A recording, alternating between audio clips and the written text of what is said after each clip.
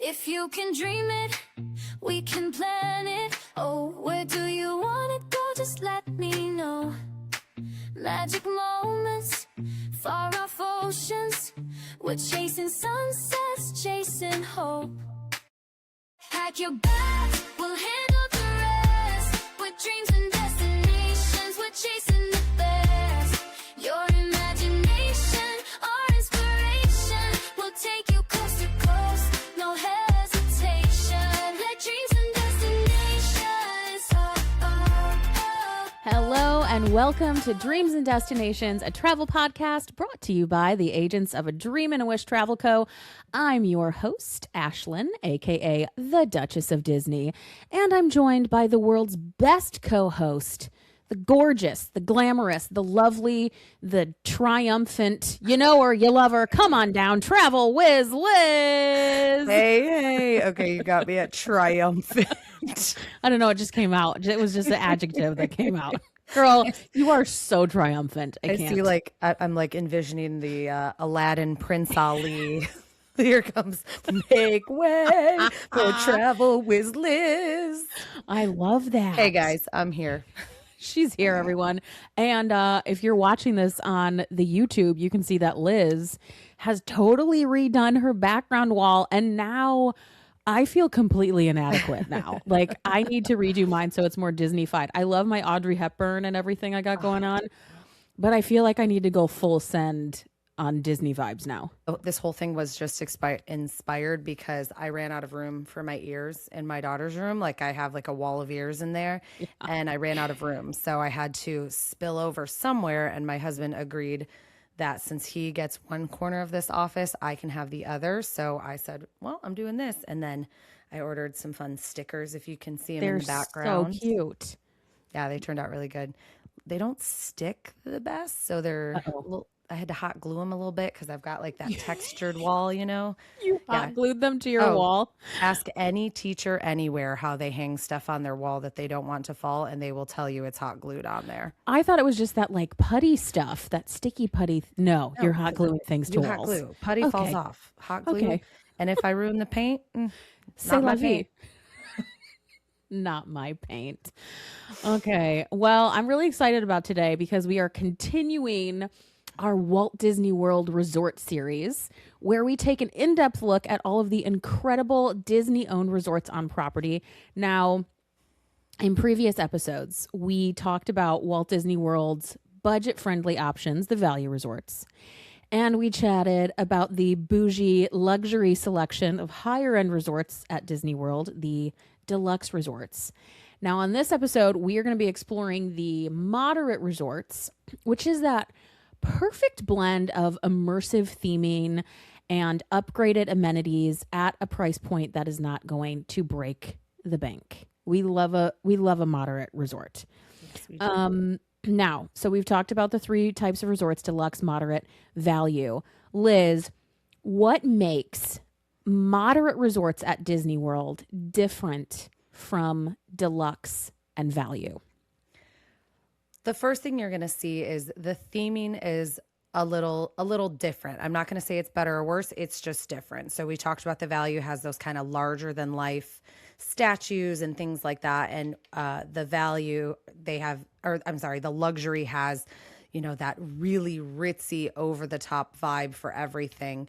Moderate is going to find you somewhere in between. So while the theming is still very, very beautiful, it's a lot more simplistic. It's a lot more just simple theming. There's no crazy Disney theming, and there's no like super bougie Hawaiian tiki luau theming like you would see in the luxury resorts. The pools are all still very, very beautiful. Most still will give you that water slide or some really fun water features. The recreation is great. You see a lot of playgrounds and stuff to do around the resort, like cornhole or basketball, things like that. And it still gives you that ambiance without that deluxe price tag. So some of these moderate resorts that we'll talk about today, when you walk into their lobby, when you walk into the rooms, you think, oh, maybe I am at a luxury resort because they're stunning. They smell great. They're very, very clean, very well kept. But they don't have that price tag. Mm-hmm. You will see, however, the dining is often very different at those. There are a couple moderate resorts that do have very, very nice, delicious dining. Looking at you, Totally. Toledo. Totally. But then on the flip side, there are a couple that really just have quick service options, or maybe a dining experience, but not really like a fancy dining experience. It's more sports bar, or, like I would say like a Chili's type restaurant, rather than this like really fancy restaurant. Yeah. But to me, one of the noticeable differences for I would say the majority of the moderate resorts too is just the sheer size of them. So they are very, very spread out. They have a lot of buildings to them. They have a lot of space. And that's sometimes where the luxury we talked about isn't as spread out. You can get to and from parts of the luxury resorts a lot simpler. Mm-hmm. You can get from the lobby to your room very quickly. At these moderate resorts, typically if you're checking in at the lobby, you're driving or you're walking a significant distance to get to your room. So that is definitely one place where you will see a big difference. And then you'll also see a difference in the transportation. Most moderate resorts, your only option is going to be the bus, which, everyone knows how we feel about the bus. About the old bus. I mean, it gets you there. It's great, but most of them that's going to be your option. And even with Caribbean Beach, which we'll talk about, that has the Skyliner, you might be staying in a building where you have to take a bus to get to the Skyliner, because that's how spread out it is. Mm-hmm. Yeah. But they are really beautiful, and it's a great way to save a little money and still get some of that luxury atmosphere that you would see in the higher end resorts. So, but I think we should do a deep dive, because there are only 4 moderate resorts. Yeah. But they are all very, very different from one another. So Totally. we're gonna deep dive into each one of these, because there's only 4 and we have the time. So Ash, let's start out with Port Orleans French Quarter. Tell us a little bit about French Quarter. So this is truly one of my personal favorites, not just even of the moderate resorts, but of all the resorts in Disney World. I really enjoy this one. It's super nostalgic for me. I have stayed there growing up many, many times, from a toddler to now as an adult. And it truly never disappoints. It's festive, it's fun, beautiful. And I especially love, we just talked about how a lot of these moderate resorts are really, really spread out. Their campuses are all over the place. They're huge. This is the exception. Port Orleans French Quarter is much smaller, and it's much more walkable. Which is great, because that means no long treks to the pool or to the bus. So as far as transportation goes, you're going to have bus transport to all of the theme parks, water parks, Disney Springs, and then you also have access to boats that will take you to Disney Springs and to the sister hotel, Disney's Port Orleans Riverside Resort, which is right next door. And we'll talk about that in a little bit. So only 2 transportation options there. And unfortunately, only one of those options is actually taking you to the theme parks. But it's still nice to have that little boat there. And honestly, it's just a pretty boat ride. It's quite a lengthy boat ride from the resort down to Disney Springs, but it's really, really beautiful and kind of just sort of relaxing and leisurely. So if you find yourself with nothing to do, honestly, go for a boat ride. It's really great. So the concept of Port Orleans French Quarter is to bring that historic New Orleans French Quarter to life at Disney. And I have to say, Disney absolutely nailed it. They nailed it. Think Mardi Gras vibes, bright colors. There's that Cajun Creole charm with a very strong sort of French influence. Gas lamps, the wrought iron balconies, cobblestone streets, magnolia trees. It really feels like New Orleans. And I live pretty close to New Orleans, so we visit NOLA pretty often. And honestly, I have to say, Disney's theming is just spot on. It's so good. But of course, Disney's version is much cleaner and a whole lot safer than the real thing. So I was Honestly, just that's there. I can second that. Yeah. it's a major plus. You can feel safe to bring your kids there. It's a major plus. Um so let's talk about, we'll start with the lobby, I guess. Immediately, you're going to hear that fun jazz music that New Orleans is of course known for, and also some of that more iconic like Zydeco music playing throughout the resort, which really sets the tone so perfectly. And the music, this is one of the things that I really love about Disney resorts. If I may go on a tangent for a second here, the music, the ambient music that they play at their hotels, it's just, it's another layer of magic that really immerses you into the story and the setting and the design of your resort.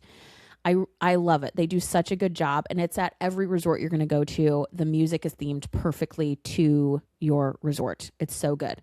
So you walk into this lobby. It's this beautiful atrium with a fountain and like little Mardi Gras touches. There's lots of intricate wrought iron designs and details.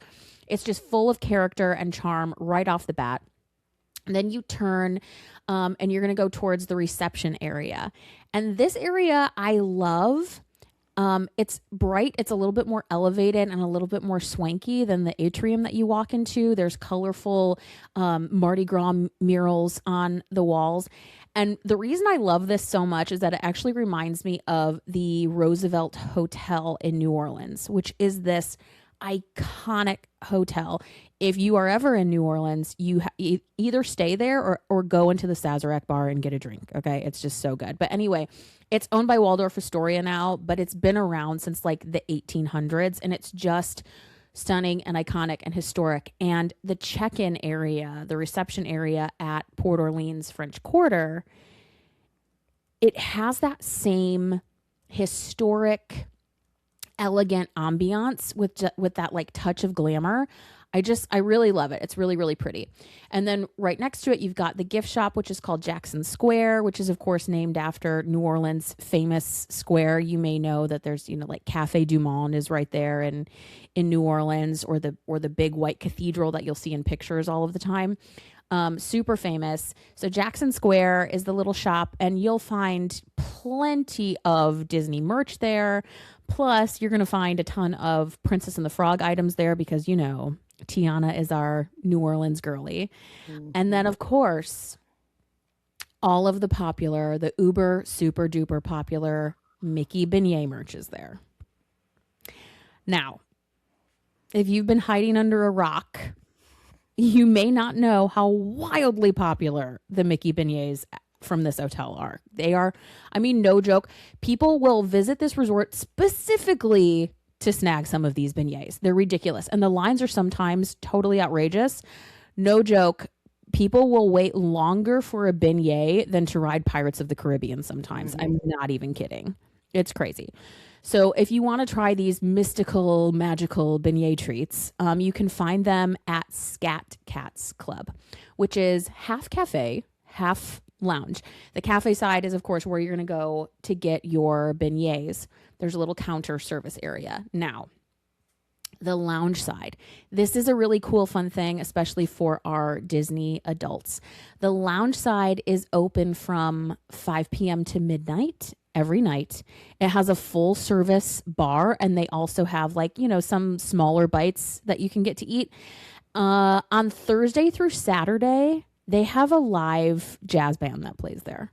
So you can go hang out, and it's just this little teeny tiny quaint area. It's an awesome hangout for adults. Highly, highly recommend. It's fun. Then next door is the quick service restaurant, which is called Sasagula, where you can get your breakfast, lunch, dinner. They've got the usual staples. They're going to have your burgers and whatnot, but they're also going to have really amazing Cajun and Creole dishes on the menu too, which is fun. And of course, it lends itself to the atmosphere and the theme of the hotel. So, okay, let's talk about hotel rooms. The exterior of all of the hotel room buildings looks so legit. Like you are walking down the streets of the French Quarter. Like you would swear you're in Bourbon Street again without the smell and the alcohol and the trash. Like you would swear you're there. It's just these really vibrant, brightly colored buildings. Again, there's like the gas lamps and the quintessential French Quarter balconies, all the wrought iron everywhere. There's lots of little courtyards that mimic sort of the squares that you see in New Orleans or some of the other, really iconic southern towns like Savannah or Charleston. All of these little squares everywhere. And then you have the Sassagoula River, which is where you can go get on your boat. And some of the hotel rooms overlook the river, which is just really peaceful, really, really pretty. So your hotel room, you can get 2 queens, you can get a king, and the rooms were refurbished not too long ago. And they did, I think, a really great job. Honestly, I think these are the best rooms at Amado Resort in terms of like how they've been decorated. The color palette is mostly like just these soft tones. I don't know what color blue they've used in the headboard and in the furniture, but I'm obsessed with it. I need this blue in my house. It is so pretty. And it reminds me of the blue that they redid some of the Grand Hotel rooms with this blue too. And I absolutely love it. It's so pretty. But then you're also going to have like some pops of color and these subtle nods to New Orleans. And of course, Princess and the Frog. So the rooms... Yeah, I mean, she's awesome. And she's, there's just like little portraits in the room. It's nothing overtly cartoony. It's still very, very chic and sophisticated, honestly. But it just has that little touch of whimsy that Disney brings to everything that they do. They're really, really pretty rooms. I love them a lot. Okay, so really quick, let's talk about the pool. The French Quarter's pool is called Doubloon Lagoon. And like everything else in the resort, it's very Mardi Gras themed. One of my favorite things, they have these adorable little alligator statues throughout the pool area. And they're all dressed in little like Mardi Gras costumes and capes, and they're playing little instruments and everything. They look really similar to the gators that are in Disney's animated movie Fantasia, the ones that are dancing with the hippos. They look like those little dudes. I love them. Kids love them. They're fun. They're playful. They're whimsical. They're very Mardi Gras. They're very cute. There is a poolside bar called Mardi Grogs. Little play on words there. So clever. So clever, Disney. And a splash pad. There's a playground in that area, but the main attraction of the pool is this giant water slide. And I do mean giant. It is in the shape of a sea serpent with King Triton sitting on top, riding its back. And you slide out of the sea serpent's mouth. It's meant to emulate like the whimsical, fancy Mardi Gras floats that you'll find in the Mardi Gras parades. It's just it's a showstopper. It's really fun. It's really cute. And then in terms of other recreation, you've got campfires on property where you can roast marshmallows and make s'mores. And there's nightly movies and carriage rides and bike rentals. There's the Surrey bikes that you can rent that fit, like 4 or 5 people on them. There's fishing. There's an arcade. Like Liz said, there's all sorts of lawn games. So there's just a ton to do between this resort and Port Orleans Riverside, which is right next door. So speaking of Port Orleans Riverside, this is, like I said, the sort of sister resort to the French Quarter, kind of how Beach Club and Yacht Club are like sister resorts. They're right there next to each other and you can share their amenities. This is the same thing. Some of our listeners might remember Port Orleans Riverside used to be called Dixie Landings many, many moons ago. They changed its name in 2001 to Port Orleans Riverside. So Liz, tell everyone about Port Orleans Riverside. Yeah, so I think the coolest thing, she kind of mentioned it, when they talk about it being a sister resort, that means all the amenities, the pool, the bike rentals, the arcade, anything that you can access as a guest of Port Orleans French Quarter, you can also utilize that from Riverside. So whereas like I couldn't just go to the Riviera pool and go swimming if I was staying at a different resort, you have double the amenities at this resort now because it shares this sister resort. So Port Orleans Riverside is still that Louisiana Southern charm, but now we're talking like sugar mills, plantations. We're talking about the mansions kind of outside of Bourbon Street, outside of the city. So when you approach the main building has an actual working sugar mill. What is that thing called? The wheel that actually spins. What is it called? Water mill wheel. Water sugar mill. But when you think like those old We're not fashioned like farmers. flour mill, sugar mill, whatever, you think that water Water loop wheel. circle thing, water wheel, I guess, I don't know. And it's got a working one right there that you can see just go, and it's so cool. You walk into the lobby and, whereas Port Orleans French Quarter is this very quaint, bougie lobby looking thing. You walk into Riverside and it is just stunning because it's like the interior of one of these old plantation houses. It's got the giant white pillars, the very tall ceilings. It's really something that when you walk in, it gives you that wow factor that we talked about with the luxury resorts. So the theming is very similar to French Quarter, just more we're talking outskirts of New Orleans now. We're not talking inner city New Orleans. We're talking outer. I think it's What's that? I just think it's like a really romantic Yes. vibe. It's really so gorgeous. And even just the area it's a little more spread out. There's a little more nature, wooded areas, things like that. So they really went with this theme of, these are the plantations along the Riverside, rather than this is the city. So the buildings are a little more spaced out. There's a lot more horticulture and things like that to fit the vibe of these outskirts plantations and mansions. It has very, very good dining. It has the Boatwright restaurant, which is delicious. That's their table service, sit down, very Creole style, New Orleans style food. Their gumbo is superb. It's so delicious. And then they also have a very big quick service. So their quick service restaurant it's a little more brightly colored and fun, and it's larger in size compared to the one at Port Orleans French Quarter. So the Riverside one is just much, much bigger to accommodate a bigger family, more people. The pool, so you have access to that French Quarter pool that Ashlyn already talked about, but now you have this pool at Riverside that it's one of my favorite moderate pools because it's meant to look like this watering hole that you just go hang out at. So it's called Old Man Island, not Old Man Island, Old Man Island. And it's got, it's got this big giant like wooden running water feature. It has a huge water slide that's at the top of like the sugar mill water tower type thing.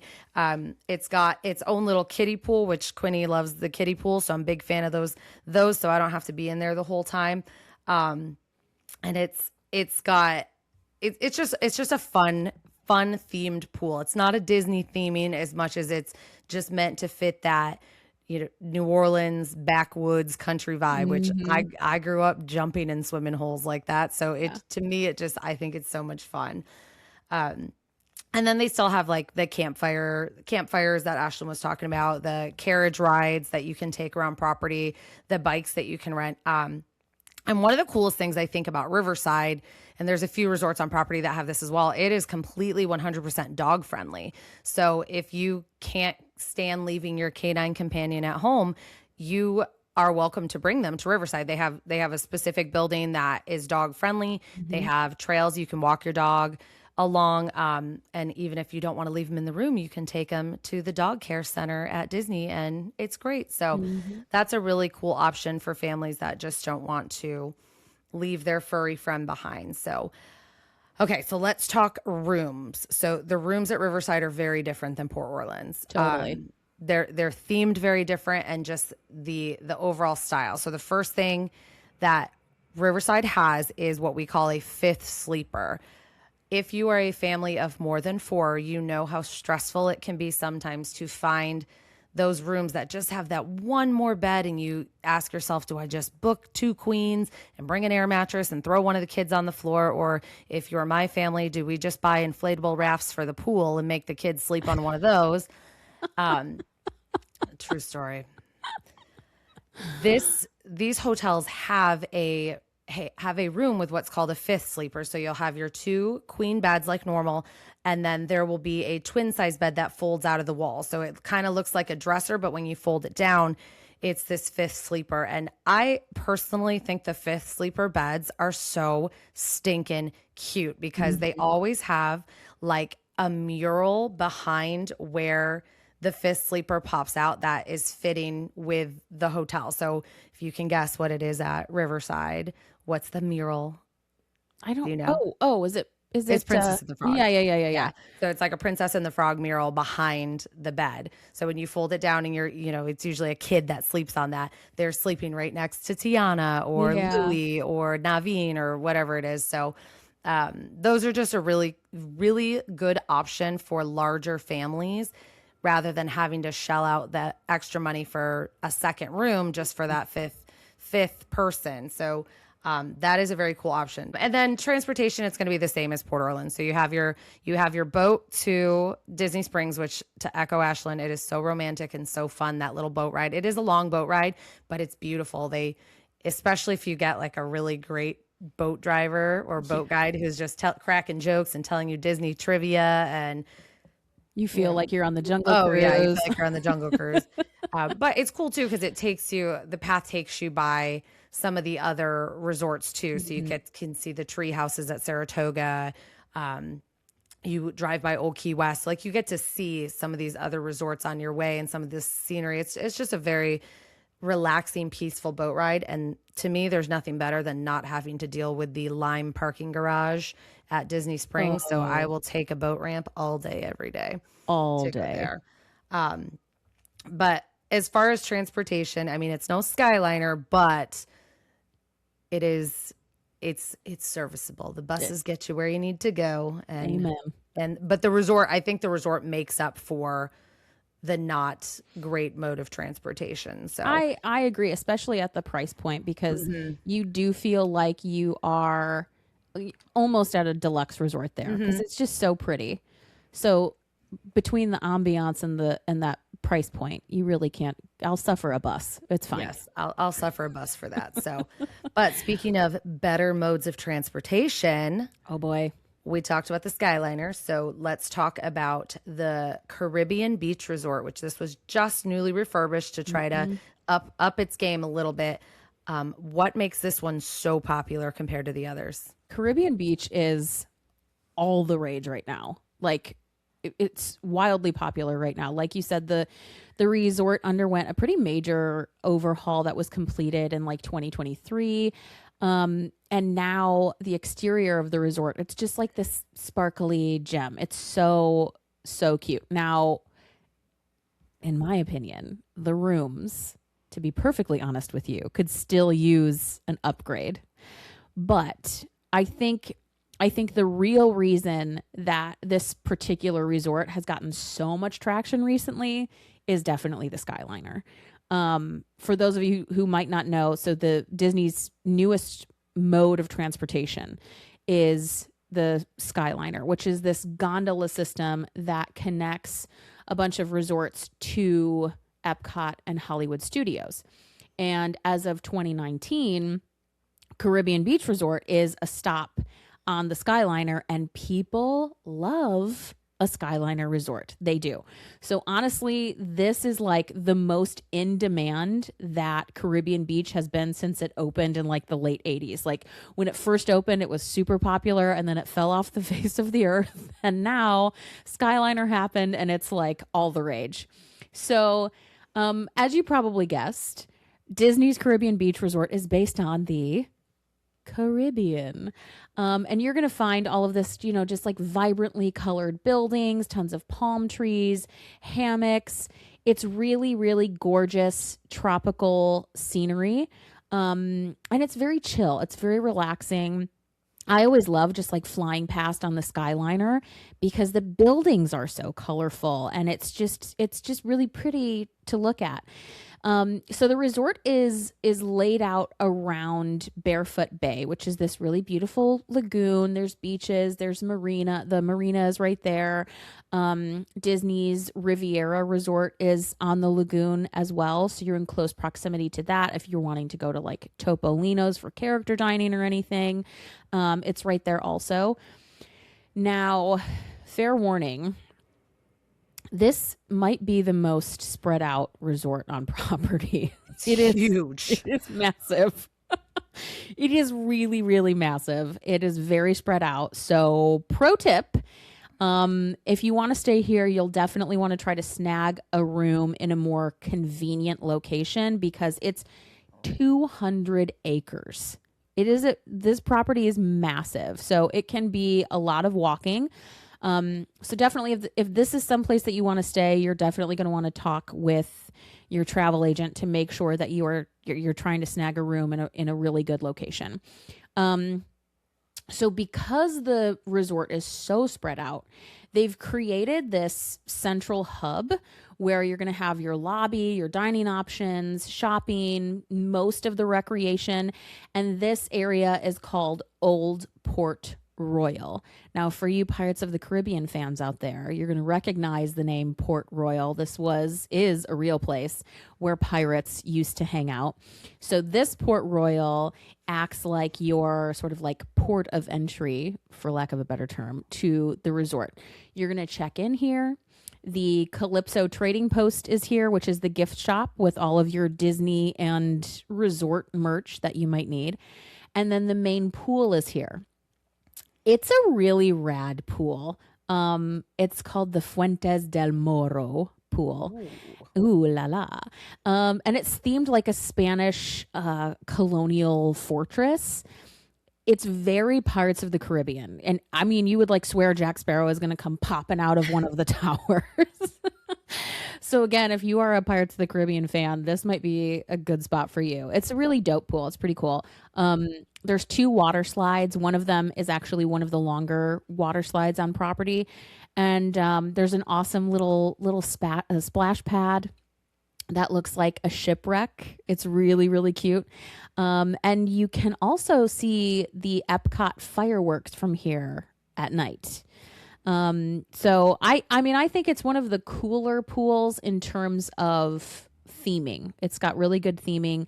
Now, there are other pools at the resort as well. I'll talk about those in a minute. But first, Liz, we must talk about food. We have to do it. Yes. So Old Port Royal, that central hub, is where you're going to find most of your yummy dining options. We'll start with Centertown Market. That's the quick service spot. And again, this is where you're getting breakfast, lunch, and dinner. It's really cute. It's designed to look like maybe like a Caribbean market, like a farmer's market kind of. And the menu has, of course, your run-of-the-mill pizza and sandwiches, all that jazz, but it also offers Caribbean-inspired items as well. Now, next to the main pool is Banana Cabana.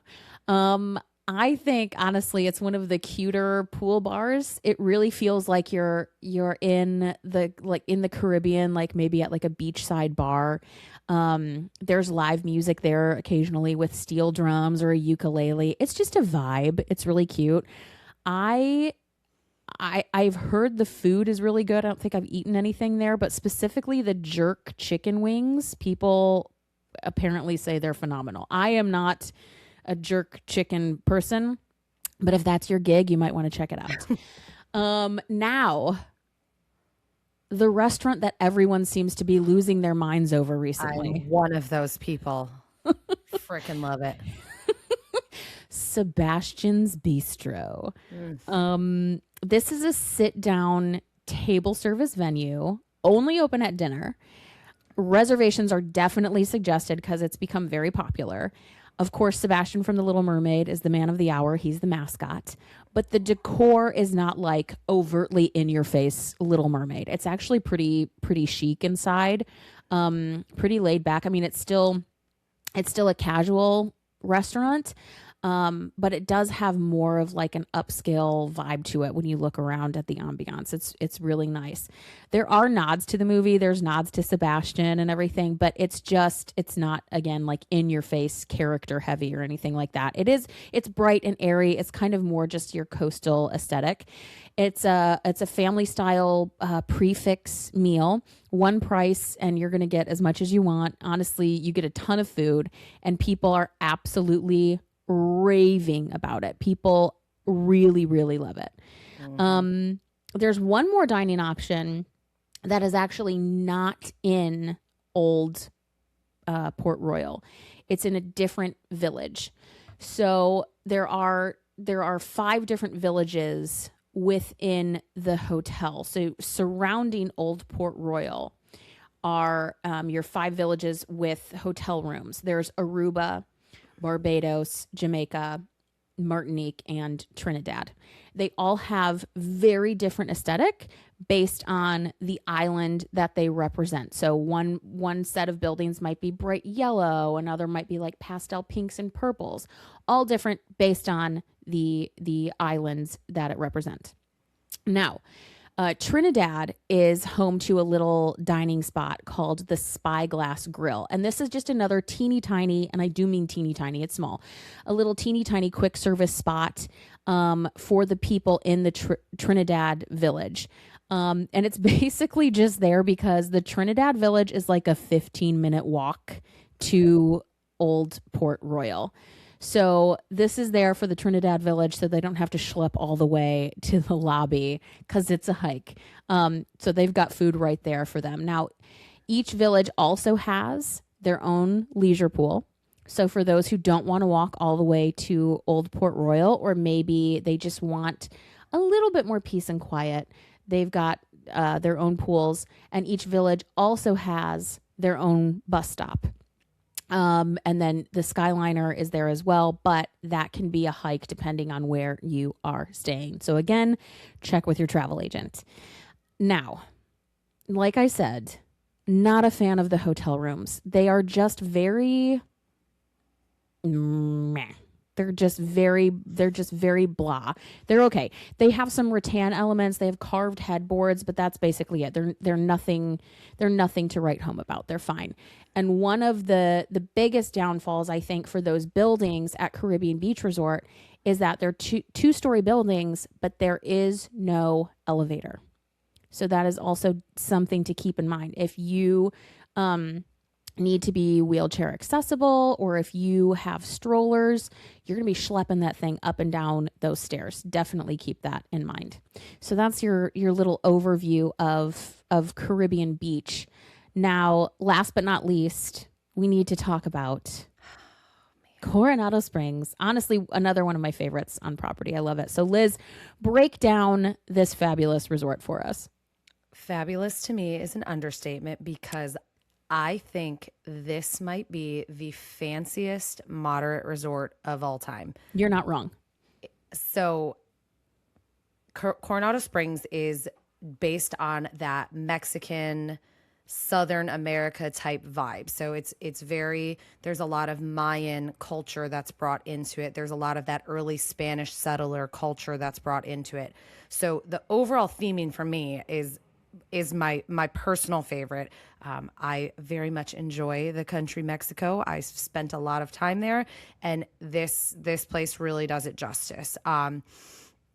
It just very similar to how Caribbean Beach is broke down. It's broke down into neighborhoods or villages. So you have the 3 villages, which are in the back, which are casitas, ranchos, and cabanas. So those are all like little villages surrounding this massive lake, which is called Lago Dorado.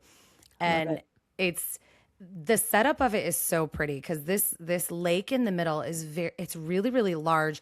And then it has this system of wood bridges that go over top of it, all with a restaurant in the center of the lake, like where all the wooden bridges meet. And I just think that design is really cool. It's really immersive. It just kind of feels like you are in another country, another place when you step on this property. Similar to Caribbean Beach, each one of those villages has their own little leisure pool in it. And their own little spot where you can go cool off away from the main pool, which we'll talk about in a minute. But then the absolute gem of Coronado is this brand new tower that they built just a couple years ago called the Gran Destino Tower. This building, it literally towers over everything in that area of Walt Disney World. And when you see it from a distance in the skyline, all you think is that is a luxury hotel. There's no question in your mind, because from the skyline, it looks like your Riviera. It looks like your Grand Floridian. It looks that eye-catching from a distance. So then you step in this lobby, and this lobby it's a luxury lobby. It's beautiful. It's got this beautiful Spanish mosaic tile throughout it. It smells incredible in there. It's got this bougie little coffee shop on the main floor that makes delicious coffee. And it's got this big picture window on the back side of the lobby that overlooks this big lake, bridge, restaurant scenery that's so stinking beautiful. So it's a way that they have taken a resort that is a moderate resort and really elevated it. Now, you will pay a little bit more to stay in the tower versus staying in the villages. So keep that in mind if you want to stay there. But the other thing you see in the tower now, they've added villas. So you can stay in some of these larger rooms. They've added club level, which we haven't really talked much about club level on this show yet, but they've added that concierge club level amenity, which you can't find at any other moderate resort. You only find that at the luxury resorts. And that's a very cool thing. And their club level, their club lounge is massive. It's one of the biggest ones, like one of the biggest ones you see out there. You get those 1-bedroom, 2-bedroom villas. They have this presidential suite that's like a giant penthouse on the top floor, which I've never been in, but I have had a client that stayed there, and I'm like, how do I make this happen? And then at the very top, you have this beautiful steakhouse that gives you those picturesque views of the park. You can see the skyline of Walt Disney World Resort, and the food is delicious at that restaurant too. So keep that in mind. But it really, to me, is the most elevated of all of the moderate resorts. It's the one that feels the most luxury, but isn't actually luxury. So now let's circle back and talk about the pool. Yes. Because it is one of my favorite pools. So they have the little leisure pools, which are great, but then they have their main pool, which is at this area called the dig site. And it's supposed to look like this archaeological dig, essentially. And they have this giant pool area called the Lost City of Cibola. I think they did such a good job, because I told you, I love going to Mexico. I love seeing the ruins. And this pool in like the center of the pool area has this massive reconstruction of a Mayan pyramid. And I mean, it looks like you are there, which is so stinking cool. It's got this giant water slide. I think it's like something like 100+ feet long too. It's huge. A very big water slide, which is so stinking cool too. It's got an area that's like a little kiddie pool area, which is wonderful. If you have littles that, want to play in the water, but you don't want to get in with them. It's got the largest, I found this interesting, the largest jacuzzi on all of Walt Disney World property, which can accommodate up to 22 people. So if you would like to sit in people soup, there you go. You can sit in the largest people soup everywhere at Coronado. So that made me laugh when I read that. I was like, that just makes it sound way grosser, but okay, I guess if people like it, go for it. That's super fun. And on top of the pool, when we talk recreation and things to do, Coronado is one of those resorts that even people not staying at Coronado go there for the Mm-hmm. recreation. So they have the campfire and the movie Under the Stars and everything like that. But they also have a painting class that you can take there, which is, I'm dying to do it. I've never done that one, but I'm dying to try that. They do a Spanish mosaic tile class where you can make these beautiful mosaics of, maybe it's a Mickey head or something else. They have like a full beach volleyball court, which, hello, volleyball coach. So Hello. big fan of that. They have the playground, which looks like it's at the dig site next to the pool. And it looks like this archaeological find of this like lost city, which is super cool. It has a really, really big arcade, which my husband is an arcade junkie, so we love the arcade. And it's one of the few moderate, I think Caribbean does too, but it's one of the few moderate resorts with an actual fitness center too. So it's got this very nice fitness center back in one of the villages. I think it's right in between like Casitas and Ranchos. But it's a very large fitness center. So if you need to get a sweat on, it's there. And even the jogging trail around this lake is just Yeah, I was gonna stunningly say. gorgeous too. So if you're a runner, I mean, I think it's close to a full mile all the way around, and it's so pretty and scenic. So there's really just a ton to do at Coronado, which makes it a nice destination if you don't plan on being at the parks all the time too. So, okay, now let's talk dining, Okay. because again, Food. food and Coronado is one of those resorts that has so many options. And I actually pulled up the Coronado the website for Coronado, because I'm just going to read the number of restaurants and then we'll talk about them. But It's crazy. there's so many. So you've got Toledo Tapas Steak and Seafood. You've got the Three Bridges Bar and Grill at Villa del Lago. You've got Rick's Sports Bar and Grill. So those are your 3 table service. So it has not 1, not 2, but 3 table service options. Toledo is, oh, so good. It's a steakhouse with some of the best steak anywhere in Disney World. The views are spectacular.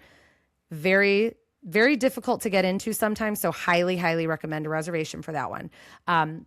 Then out in the middle of the lake where those 3 bridges intersect, you have the Three Bridges Bar and Grill. They didn't, bend any straws to name that one, but it's right at the center. And that has a really gorgeous outdoor patio, or you can sit inside too. And there's a lot of windows and stuff. A lot of shared plates, tapas, stuff like that. But they have all these different flights of drinks, which is so cool. They have a sangria flight. They have a margarita flight you can do. So they have all these really neat, I think they have a champagne flight and a wine flight. And so they have a lot of these like different things you can try. And it's just a very relaxing vibe because you're out on the water. If you sit on the patio, you've got the breeze in your hair. And then inside kind of the main area next to the Grand Destino Tower, kind of in the main hub, is Rick's Sports Bar and Grill. And that's just kind of your standard sports bar, burgers, pizza, stuff like that. But again, really good food. And if you have someone in your party that can't miss some sports game going on, they've got TVs everywhere. That's a go-to for sometimes the dads on a Sunday, for example. Yeah. So then on top of that, you have Dahlia Lounge, which is it's a very kind of bougie, quaint little lounge, and the cocktails there are phenomenal. Again, all inspired by some of that Spanish theming. Then you have the Barcelona Lounge, which that is your little bougie coffee shop, which I love. Delicious. They make some very good espresso drinks because Spanish coffee is incredible. Amazing. Incredible. And then on top of all of those things, so you have all this stuff, there's still all of these quick service restaurants too. So there's one back by the pool. There's another like bar and grill called the Maya Grill. That's another place that's a little not as fancy of a sit down area, but it's a little nicer. And then you have this giant mercado, as they call it, the El Mercado de Coronado. I'm trying to say it. Ooh la la. Which is their quick service, and it's not your typical food court because it looks very pretty. It's got that Spanish, the glass The windows have that Spanish glass on them. The floor has the mosaic still, and it's a much prettier food court than what you typically see. But again, it's a place you can go to get your quick service meals. Very, very simple. So the dining options at Coronado are literally endless. So no matter what you're craving, what you're jonesing for, you are going to find it somewhere at the Coronado. The rooms we talked about briefly, you have your standard rooms out in the villages, and then you have kind of your more luxury rooms in the tower, the villas and things like that. But they do have some more options for larger families as well. So if you have that fifth or even sixth person, they do have a lot of options for larger families. But Coronado is another one that's been very popular lately. So a lot of those tower larger suites, those do sell out pretty quickly. And then as far as transportation goes, Coronado is exclusively bus. So you're not going to get any alternative boat ride or anything like that. And that's kind of where this one might not be as much of a fan favorite, because it's similar to a value resort where your only option to get from the resort to the parks is that bus system. On top of that, because it is so large, it has that interbus travel within the resort too. So you might get picked up from your village where you are, and the bus gets there and it's completely full because you were the last stop in the bus ramp. So that definitely makes it a little trickier as well for navigating if you have small kids or things like that. And they do a good margarita. So your girl loves a good margarita. So I'm there. Okay, so I think it is time for us to give our rankings now. Since there's only 4, we don't have to do best and worst because there's only 4. So we're just going to rank them. So give me your 4 to 1 and tell me, why is it least favorite? Why is it your favorite? I know for a fact I'm in the minority with what I'm about to say, but my least favorite is hands down Caribbean Beach. I get the appeal of it, and honestly, I don't hate it. I would never be like, ew, it's gross, but just everything we talked about with the rooms and no elevator and how big it is, it's just not my vibe. So that's going to be my number 4. My number 3, Riverside, Port Orleans Riverside. My favorite's going to be a toss-up between Coronado and Port Orleans French Quarter. I think I'll go with French Quarter because, like I said, it's really nostalgic for me. And I really do love that New Orleans feel and the architecture. And I love the smaller size because it just feels a little bit more quaint and easier to get around. But really, it's like Coronado and French Quarter 1A, 1B. Coronado has the better food, hands down, like without question. What about you? I think I'm definitely with you on Caribbean Beach is my least favorite. It's actually the only one I've never stayed at because I've never wanted to. And you don't need to. You're not missing anything. It's one that I've looked at. I've seen when it has availability, and because it's on the Skyliner, it's sometimes a little pricier than all the other moderates. And I tell myself, I'll just stay at Pop Century for half the price, take the Skyliner to Sebastian's Bistro to get my delicious, incredible steak with chimichurri sauce, and then I'll take it back to my cheaper hotel room. So there you go. For me, it doesn't even appeal to me. It's so big, it's so large. So that's definitely my bottom. I'll probably put Riverside at 3 as well, and that's really just because I haven't stayed there in probably like 5 years. So it's just I don't know it as well. Yeah. So for me, it's a toss up between those last 2. French Quarter is very nostalgic to me because it's where my husband and I we called it our mini moon right after we got married. Aww. We went and stayed at French Quarter for like 4 days as just our honeymoon, just to celebrate being married. So for me, it's got that nostalgia, and I do love how small it is.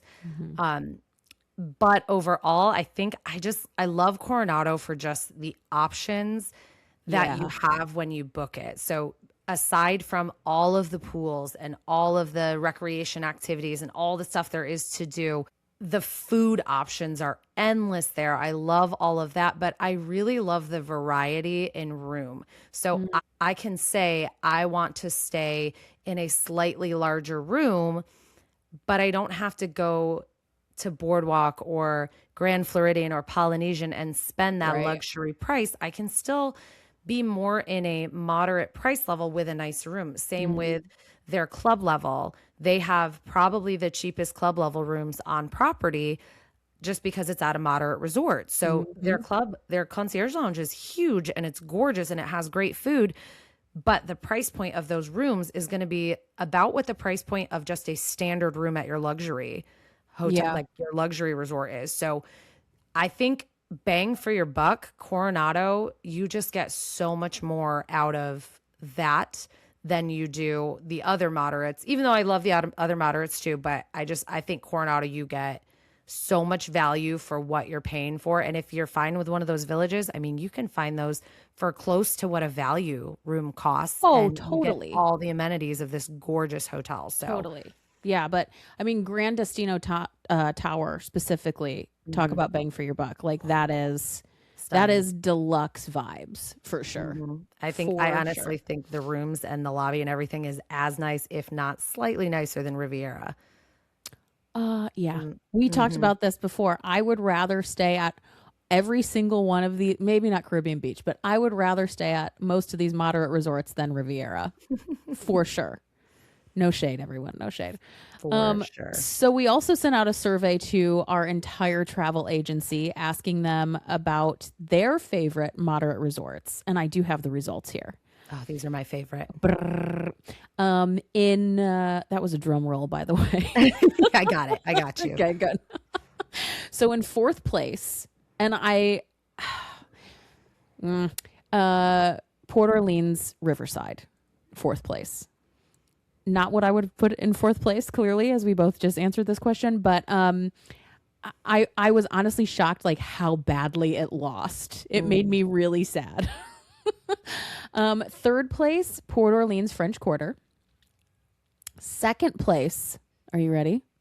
I don't think I am. Coronado Springs. What? Yeah.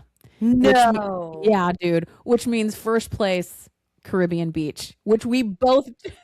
Please tell me it squeaked by. It was like one of those Literally- win by a nose picture. It did win by a hair over Coronado Springs.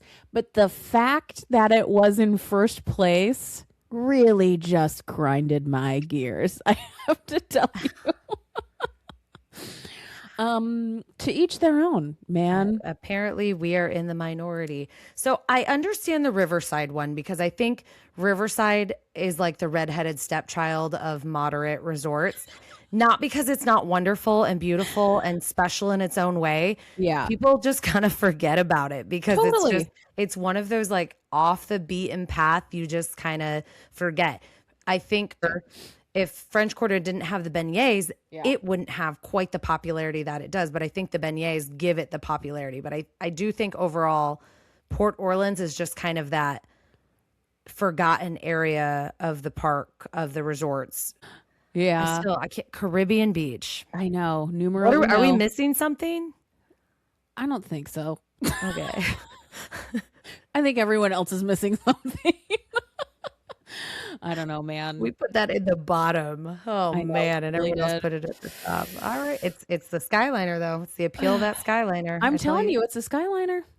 I I'm think telling you. that's it. Oh, all right. A Dream and a Well- Wish Travel Co. We are the minorities. I have something that'll cheer you up, though. Yes, please cheer me up. It's time for Magical Mailbag.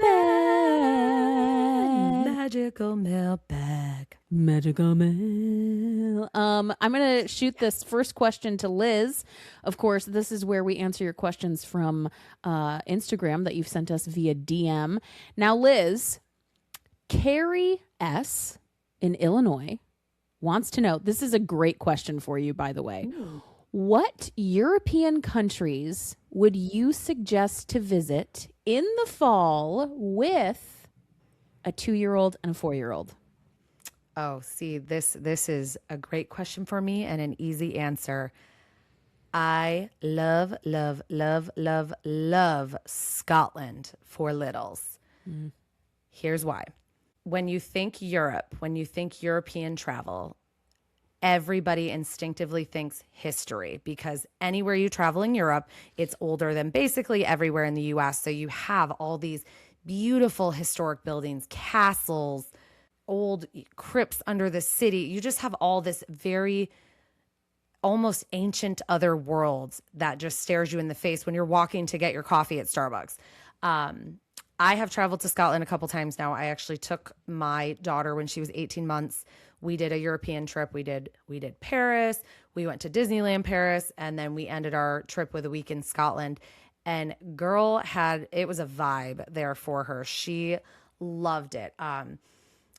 Scotland, Edinburgh specifically is where we stayed. It is a very, very walkable city, which when you talk about traveling with littles, having the ability to just walk from point A to point B 75% of the time is a huge bonus, because you aren't trying to hail a cab. You're not figuring out car seats. You're not trying to figure out the bus schedule to get from A to B. And in Edinburgh, you can walk everywhere within 15 minutes, which was great. I will say, if you decide to travel there, Carrie, get a stroller that's like a jogging stroller with a little suspension, because a lot of Europe will have those older cobblestone brick type streets, which means not always as easy to push a stroller, and having the suspension was very helpful for us.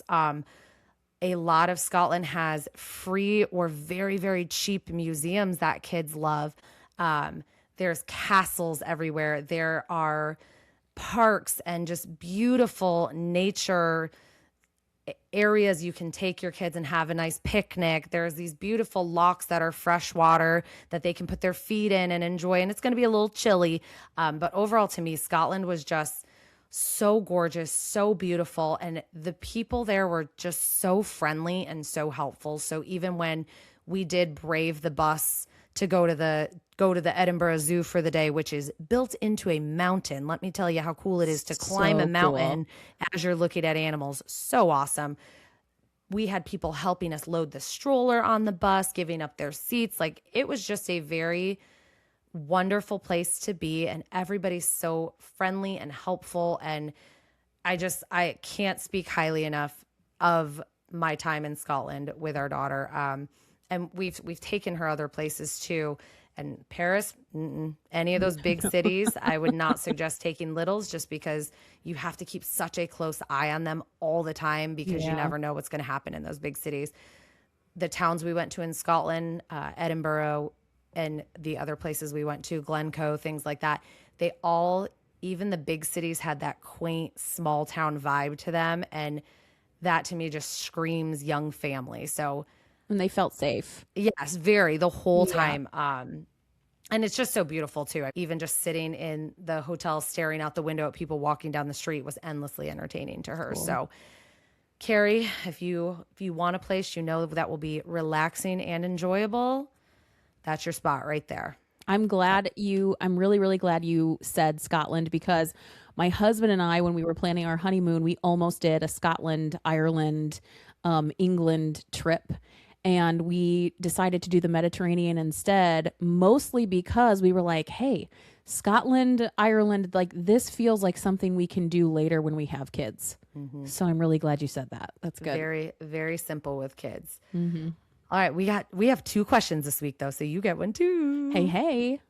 This is from Lindsay F. in Wisconsin. What's the one snack or meal you have to get on your trips to Disney? This might be the literal easiest question I've ever been asked in my life. My favorite meal, hands down, in all of Walt Disney World is the legendary, iconic, stunningly delicious, scrumptious Cobb salad at the Hollywood Brown Derby and Hollywood Studios. And I know people are like, it's just a salad. Like, what? No. Nope. I will die on this hill. It is magic on a plate. Okay. It's so good. And I have other favorite restaurants and other favorite meals, which we will for sure discuss in future episodes, but the Cobb salad is like my must have. I will stop there on every single trip and get that Cobb salad.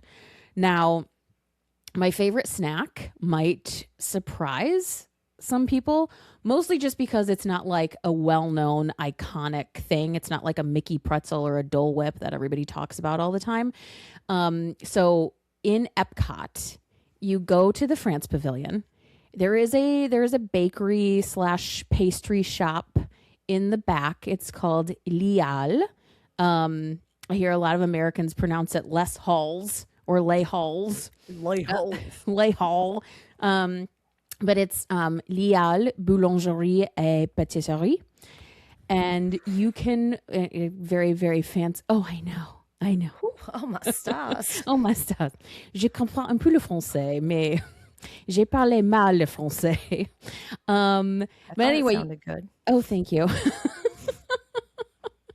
So anyway, you go back into this location and you will find a full-sized, freshly made baguette for under $5. And I kid you not, my husband and I will each walk around World Showcase just chowing down on these giant baguettes. We're just like, just walking around, chewing on baguettes. And yes, you look utterly ridiculous sauntering around World Showcase with a full baguette. But whatever, man, it's delicious. And it's one of the more like affordable snacks in Disney. And it's funny. I mean, people will run up to us like, oh, where did you get that? And I'm like, run to France. Go get thyself to France. It's so, so good. Have you seen the little hack where you can like take a fork and slice the butter and then you can just squeeze the butter on top as you go? So that's what my husband does. Yeah, but do you want a short circuit for a second? Totally. I've never been to Brown Derby. We do this there's always something. Every episode, I say something I love and you're like, well, I've never done that. Never done it. That sounds like trash. It's nothing. It's not that it's ever really like sounded like trash, but I think whenever we go to Hollywood Studios, we just hightail it to Galaxy's Edge, and then we forget the rest of the park exists. So, like we just tried the Hollywood and Vine. We just tried that this year. Yeah. We just tried Sci-Fi. Like we just tried Baseline Tap House because we genuinely forget anything else exists in Hollywood Studios sometimes. Okay, so pro tip with Hollywood Studios, especially when you're with Quinny, if you don't want to like go in and like sit down for long periods of time, the lounge on the outside, you can get their full menu there and sit outside and people watch, and you can get the Cobb salad, whatever you want out there too. And I think it's more fun than even sitting inside and dining inside. Good to know. I do always sit out there. I order drinks from that sometimes and sit out there. So I'm going to have to try the Cobb salad now. I honestly didn't know you could order it there. So thank you for teaching me something new, Ashlyn. There you go, girl. That's our show, folks. That's all the time we have. Remember, if you have any questions or topics you'd like us to cover on the show, DM them to us on Instagram for a chance to have them featured on future episodes. We really love to hear from you guys. So send us all of your comments, questions, and happy thoughts. I feel the urge to go book a stay at Coronado Springs now. So let's wrap this up. As always, do be sure to follow and subscribe to Dreams and Destinations on Spotify, Apple Podcasts, and YouTube. All of our episodes can be found on those platforms. And, of course, a new episode drops every Thursday at 7 p.m. Eastern Standard Time. So come back and see us next week. And if you don't already, make sure to follow us on Instagram and TikTok at Dreams and Destinations. And don't forget to follow A Dream and a Wish Travel Co. on social media. You can visit our agency website or any of our Instagrams to request a vacation quote. The links are in the show notes. As always, thank you for listening, and tune in next week as we travel across the pond for an episode all about European travel. Pip, pip, cheerio. Pip, pip, cheerio. Bye, Governor. Au revoir. A story retold. Pack your bags, we'll handle the rest. With dreams and destinations, we're chasing the best. Your imagination, our inspiration, will take you coast to coast, no hesitation. From Paris lights to Tokyo nights.